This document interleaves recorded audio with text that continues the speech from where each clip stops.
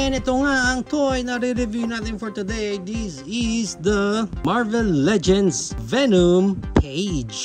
Now, bago tayo mag-start sa toy na re-review natin, special shoutout muna sa kaibigan natin si JG na siya nagpadala ng figure na to para daw review natin sa page natin. So once again, thank you so much for sponsoring this video.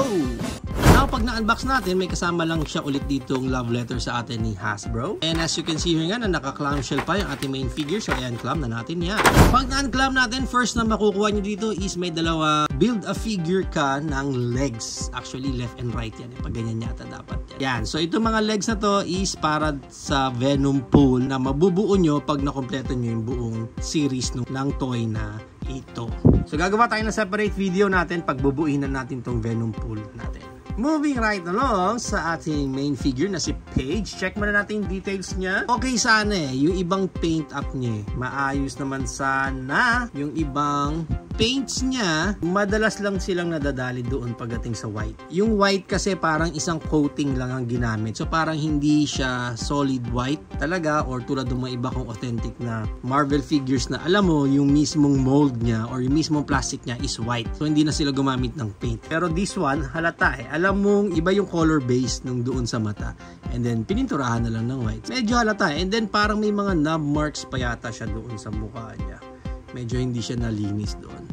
Okay, yung loob ng mouth, okay naman Okay naman yung mga ngipin din niya. Dito lang talaga pagdating sa white part na yan. And para sa articulation dito ni Paige. Paige ba or Page?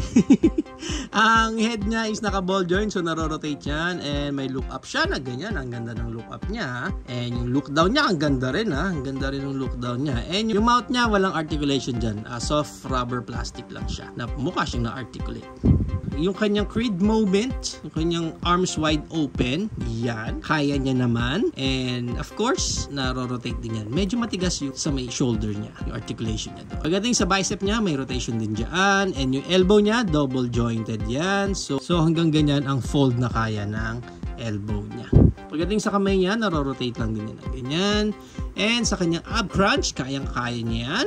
Easy ang huminga. Ganyan. And yung kanyang waist rotation, meron din. Although, napansin ko pala din sa waist niya, parang hiwalay na kaagad yung sa waist niya. Yun lang. Bakit kaya ganun? Masyadong hiwalay. Halata Halatang obvious. Pagdating sa kanyang Van Damme split, kahit pa paano, kaya niyang ating Van Damme split. And yung kanyang high kick, mataas-taas naman yung high kick niya. Back kick, wala gaano. And yung thigh rotation niya, meron dyan. Yung knee bend niya, maganda naman yung knee bend niya kasi double jointed din dyan. Yung sa baba ng knees, na-rotate din yan dyan. And yung sa paa niya, may up and down ng ganyan. And meron din siyang tiltage. Ang ganda ng tiltage sa paa. Nice. Now, para sa height niya is around mga 6.3, mga almost 6.5 na rin siya. Kaya maganda niyan, i-compare pa natin siya sa iba pa niyang kaline. Tulad ng ating Morbius. Nandito rin si Miles Morales and si Spider-Ghost. And ipasok na rin natin ang ating knockoff version na Gladiator Hulk, Toy Biz Beta Ray Bill, MCF Clayface, MCF Doomsday, and ang ating Yolo Park AMK Pro Series na si Optimus Prime. So yan ang ating height comparison.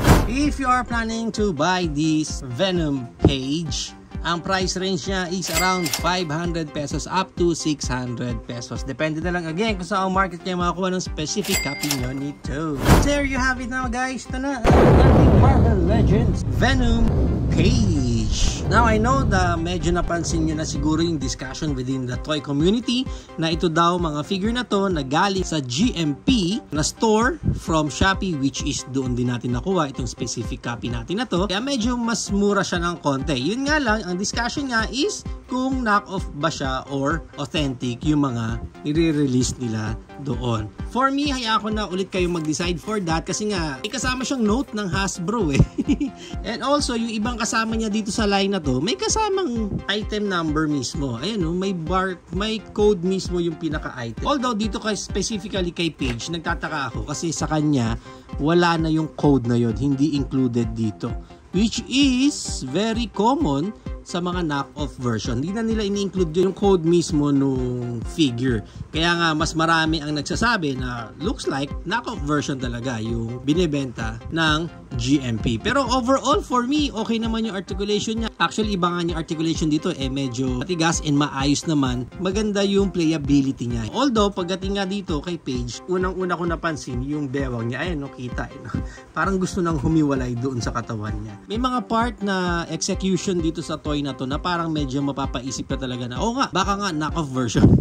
Kasi even sa paint up niya doon sa mate, parang medyo hindi ganun din ka-solid. Pero I think maganda na ang addition to kung bibili kayo nito with its price, tapos gusto nyo lang naman magkaroon ng ganitong klaseng variant ng Venom sa collection ninyo, at least magkakaroon na kayo niyan. Pero ang pinaka hinahabol nga ng lahat dito is yung build a figure nila na Venom po, which is gagawa tayo ng ibang video pag bubuuhin na natin yan.